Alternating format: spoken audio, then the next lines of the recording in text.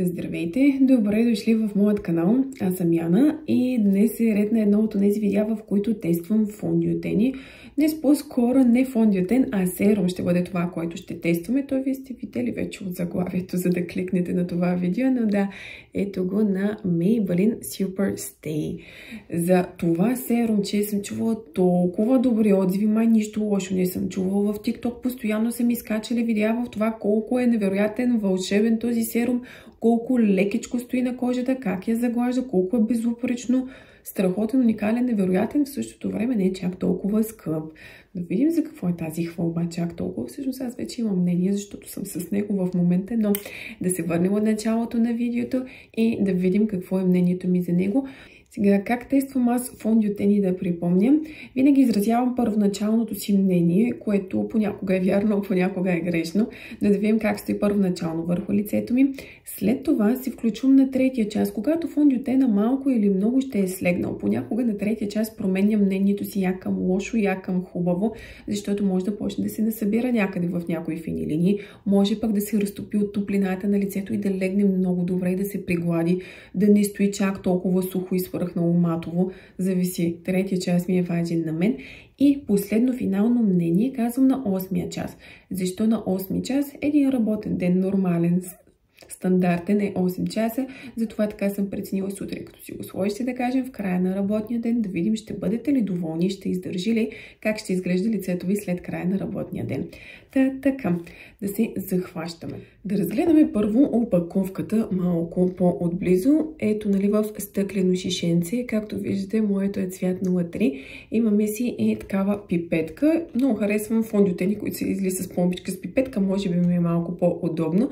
Харесвам ми, защото мога много по-добре да си контролирам количеството, което ми е нужно, но в никакъв случай това нещо директно върху лицето и после от лицето вътре не. Слагам си или върху някаква капачица, защото често смесвам фондиотени като цветове, като консистенция, или си слагам върху четката, но в никакъв случай не доближавам пипетката до лице, до четка или до каквото и да било. Трябва всичко да е чисто. Ако има някакво замърсяване, това важи и за грижа за кожата, всичко после отива вътре, което разнася се с течение на времето върху цялото лице. Сега, смятам да почна да го нанасям и междувременно да си поговорим малко за него. Цвета малко ме притеснява. Лили предлагаше само 3 цвята. Момент, не за да има четката. Ето за това ви говоря. Никакъв допир. Така, Лили предлагаше само 3 цвята. Аз си взех най-светлия. Не слагам база, защото е серум.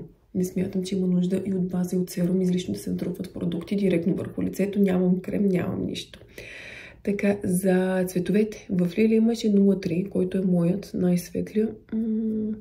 Дано малко да потъмне, може би ще потъмне. Колебах се между 03 и 10. 10 ми се видя тъмничък. Напоследък фондиотените ми се са по-тъмни, отколкото ми се ще и се чудя какво да комбинирам, за да ги изсветля малко. Освен капчици, които трябва да си взема. Между 0,3 и 10 се колебаех. Имаше и още един цвят 34, който съответно е най-тъмния. Колкото по-голямо числото, толкова по-тъмен. В техните сайтове, изобщо в много други сайтове в интернет, пишеше, че има или 18 или 20 нюанса, но или толкова предлага. Не съм се заглеждала по DM и разни други магазини. Кофтито е, че все още доста компании пишат 103, дори няма име, дори няма някакво N, W или C, за да може по някакъв начин малко поне, дали подтона е неутрален, студен или по-топъл. Аз съм с неутрален подтон. Мога и с топъл да се оправя, но с розов в никакъв случай. Това ми изглежда за момента неутрално. Да, неутрално изглежда, но няма как да знаем. 3 цвята, с които Лили разполага, толкова. Иначе за този серум съм чувала адски много добри неща и в TikTok много ми е излизал, къде ли не. Отдавна се каня да го пробвам. Най-накрая беше леко намален в Лили и реших да го изпробвам, защото идеята е, че е лекичък. Има витамин С, нали? Много е важно да кажем, че има хиалурон, витамин С и ретинол. Те много от хората дори може да не знаят каква е функцията, обаче, нали, навсякъде се говори за това нещо. И доста добър рекламен трик, че има едно от двете или ниацинамид. Има витамин С, лекичък с надграждащо се покритие би трябвало да бъде. Биоустойчив срещу вода, влага и е transfer proof. Интересно, transfer proof до сега само Estee Lauder до някъде успява. Оттам насетне не мога да се отъркам в навлади булзата и нищо да не остане. Абсурд, просто съвсем transfer proof да е фондиотена, но може би да, има и някои, които много по-лесно, само с едно докосване веднага се пренасят по пръст или по каквото и да било. Да се надяваме, че този е малко по-устойчив. Финиша трябва да е сияен, да не е матов. За сега изглежда естествен мат. Разнасянето му е окей, просто аз нещо не съм си доизпила кафето и нещо не мога да вляза в час, мазам от лявото от дясно, но като цяло се разнася лесно, защото е по-течничък, видяхте, не е толкова гъст. Нещо, може би малко ми стои леко на петна, понеже не е чак толкова покривен първоначално и има чувство, че на места просто прозира. И аз сега вече да се съсредоточим, да спра да говоря и да го разнеса нормално.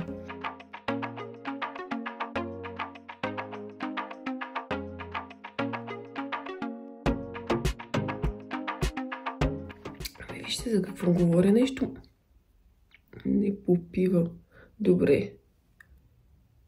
Поне с четката не е най-удачният, може би, вариант да се разнася. Стои на черти. Ще го изчакам да попия хубаво в коща. Ето и тук си стои леко на петна, ако се вгледате. Аз съм много критична към фондиотени, изобщо серум и биби кремове и такива неща, защото съм ползвала много. Много съм ползвала. За момента един от любимците си ми е Estee Lauder. Имам и доста по-бюджетни любимци. Отдолу мога да оставя линк на едно видео, което бях правила преди около година за любими фондиотени. А този цвят ми стои като маска. Тоест е светличък, очевидно няма да го ползвам само него, но нека престои малко да видим.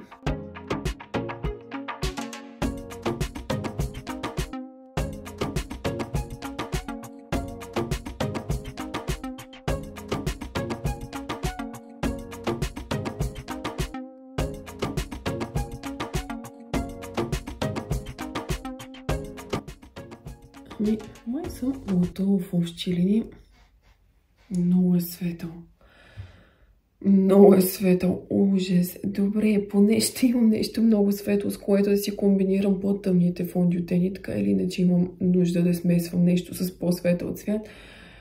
Но това, което виждам за момента, тук все още си остава, вижте, прозрачно.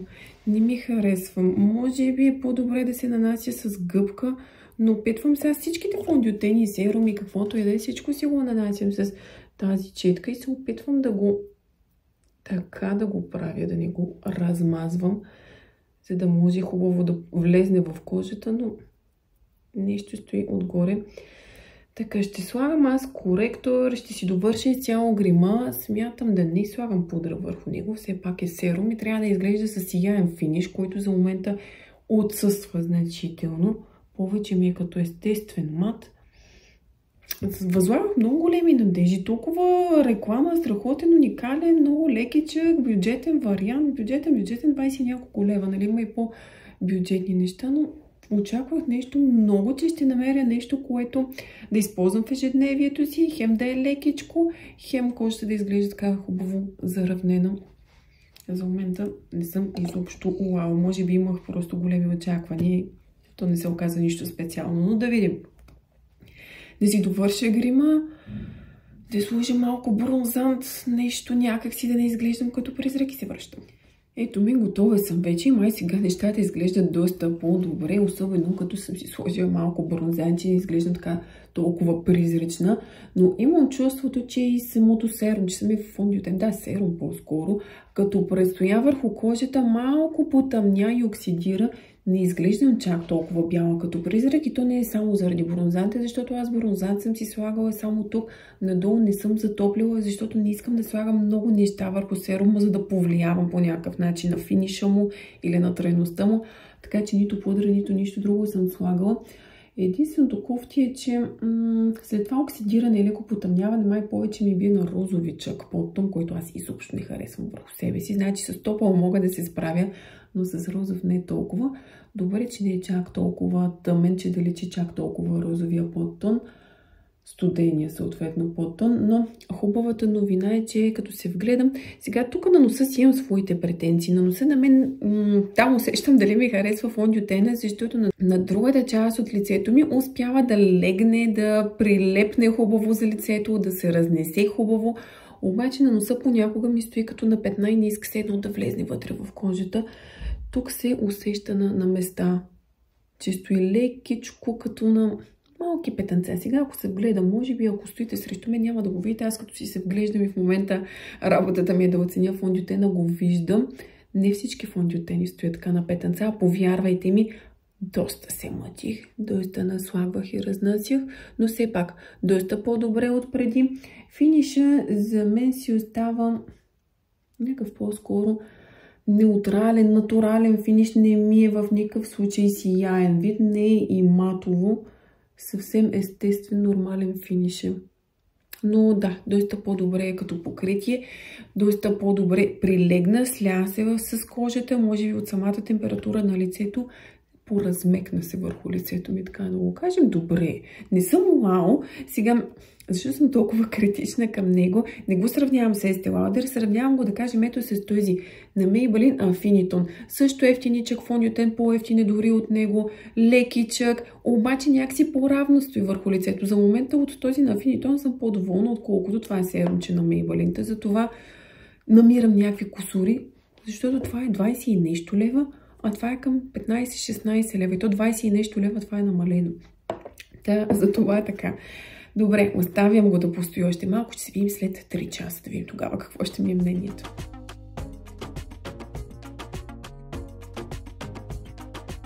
И да видим 3 часа по-късно как стоят нещата. Виждам, че може би е почнала тази сияйност Radiant Finish вече лека по лека да се появява.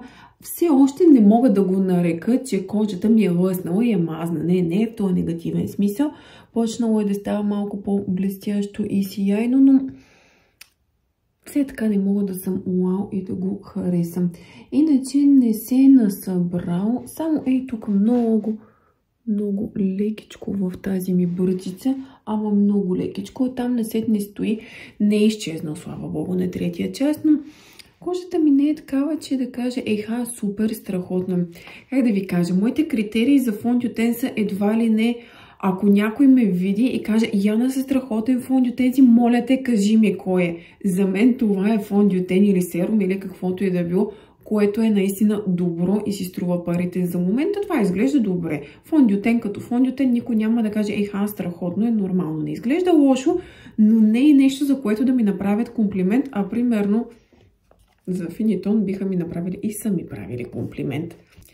За L'Oreal True Match са ми правили комплимент. За любимеца Estee Lauder са ми правили комплимент. За един мой стар любимец на Catrice са ми правили комплимент. Не мога да го харесам. Опитах се в началото, когато си бях нанесла всичко, изглеждаше по-добре, отколкото първото нанасяне на втората секунда. За сега, окей. Добре, да го видим на 8-я час. Може пък да стои много добре на базата на останали фондютени, които съм ползвала. Продължавам да му давам още шанс. Накрая ще видим колко от 10 ще му дам. За момента е нещо между 5 и 8, ама ще видим да минат и другите часове.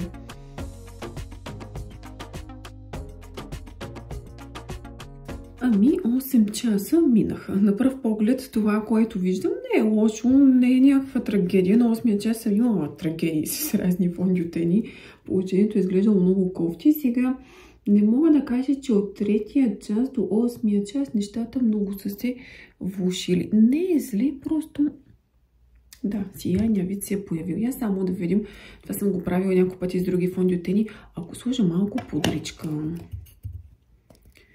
да видим леко да тушираме това омазняване, дали ще станат нещата. Аз поначало не си го и харесах идея, ама все пак.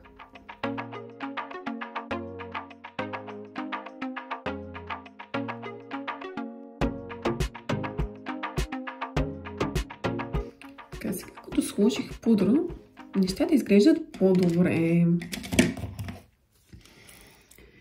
Добре. Интересно. Добре, отново, относно на събиране, тук нещата не са по-зле, отколкото бяха. Тук понякога ми се насъбира или тук не. Нямам несъбрано, нямам някъде, да кажем, цяла част да се е махнала, да е станало на петна, много да ми се е впило в порите, защото съм имала и такива фондютени, които просто всяка една дупчица, всяка една поричка на 5-6 час, всичко е видимо и лъснало и много по-засилено, отколкото, да кажем, ако сме без фондютен. Тук не. Добре. Сега, поначало вие ме усетихте, че нещо не е моето, може би самия му финиш нещо не ми прави кожата глас скин. Хем покритието му не е чак толкова плътно, хем в същото време не ми прави кожата глас скин, някаква страхотно уникална, невероятна кожа. От друга страна, пък на 8-я част не се държи никак зле. Влади, ако ми види, никога няма да разбере, че това съм си го сложила преди 8 часа. Ще си кажа, че съм се грамирала преди час-два или преди мъничко. Не е зле. На мен проблемът ми е, че за тези пари по-скоро може би бих си взела, аз пак ще ги покажа. Или ето този на Maybelline Affiniton. Или HD Liquid Coverage на Catrice. Тоест, мече аз горе-долу нещо подобно се получава и при Superstay на Maybelline в сравнение с тези фондютени, които показах, обаче онези са 15 на лева. Този е 20 и нещо. Ако трябва да дам една оценка от 0 до 10 на база на цена, качество, издръжливост, 8.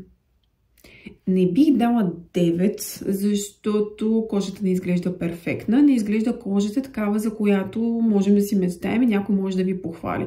От друга страна пък оценката не е толкова ниска, да кажем 6, 5 или 7, защото пък на 8-я час си стои достатъчно добре. И ако си го сложите на работа, ако си е това вашия финиш, добре. На 8-я час, в края на работния ден ще сте доволни. Просто ако сте от хората, които искат по-лека, по-естествена покривност, не искате нещо супер силно, фрапантно и ползвате само лекича грим, мога да ви предложа тези варианти, които преди малко показах, са по-евтини, по-бюджетни и вършат същата работа. Това ми е на мен основният проблем. Не си струва по-високата цена на база на тези два продукта, които ви показах. Та за това смятам, че 8 е достатъчно прилична оценка. Моята кожа е смесена. Да, в момента е смесена, така че имайте го предвид. Моля ви, някой, ако го е ползвал, споделете отдолу какво ви е мнението. Пишете с каква кожа сте, за да дадем малко повече информация на останалите момичета, които гледат това видео. Надявам се моето ревю все пак да ви е било достатъчно полезно и изчерпателно. Чао от мен и до скоро!